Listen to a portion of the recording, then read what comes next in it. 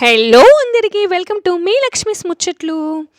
చింతకాయ పచ్చడి చూడగానే అలా నోరూరిపోతుంది కదా, ఎంత కమ్మగుందో టేస్ట్ అయితే. దీంతో పాటు ఇవాళ ఇంకా ఆకుకూర పప్పు కూడా చూడండి.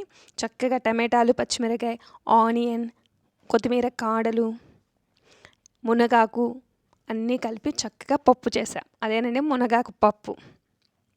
మునగాకు పప్పు టమాటా కాంబినేషన్ వేరే లెవెల్ అబ్బా. ఇప్పుడు చింతకాయ పచ్చడి ప్రిపేర్ చేసుకుందాం. ఇది ముండి చింతకాయ పచ్చడి. చింతకాయలు, పండు మిరపకాయలు కలిపి తొక్కి పెట్టిందనమాట. ఇప్పుడు దీన్ని నేను లైట్గా మిక్సీ పట్టబోతున్నాను.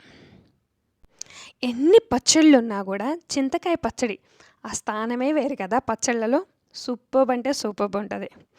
పచ్చిమిరకాయలతో నూరుకున్న చాలా కమ్మగా ఉంటుంది. అలా ఎండుమిరపకాయలు బెల్లం వేసి నూరుకున్న చాలా బాగుంటుంది.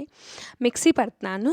కొంచెం చిన్నుల్లి రెబ్బలు, కరివేపాకు, ఇంకా జీరా వేసేసుకొని చక్కగా ఇలా కచ్చాపచ్చాగా మిక్సీ పట్టుకున్నాను. ఇప్పుడు తాలింపు పెట్టుకుందాం. కాస్త ఆయిల్ ఎక్కువే పట్టిద్ది.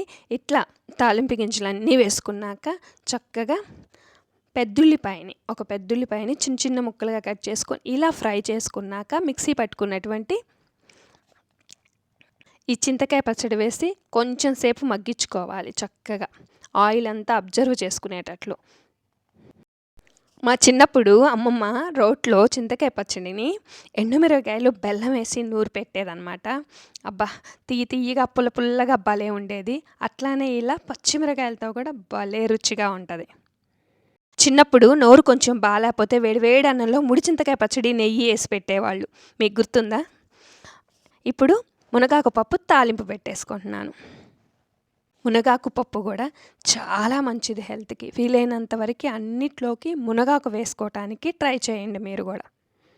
పప్పు ఎప్పుడైనా కూడా కొంచెం జారుగా ఉంటే భలే టేస్ట్ ఉంటుంది కదా.